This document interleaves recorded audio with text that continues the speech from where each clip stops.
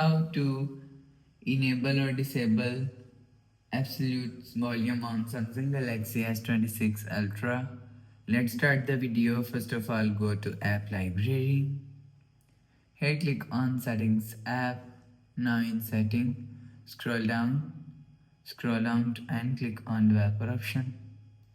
After click on Developer option, scroll down and search absolute volume from here. Scroll down.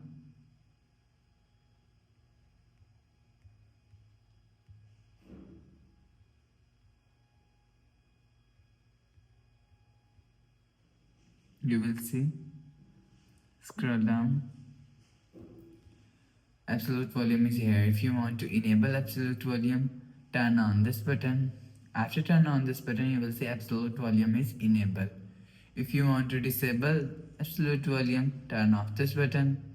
After turn off this button, you will see absolute volume button is disabled. You will enable or disable absolute volume from here. After the process, go back to home screen. So that's how you can enable or disable absolute volume on Samsung Galaxy S26 Ultra. If you like the video, please subscribe. Thanks for watching.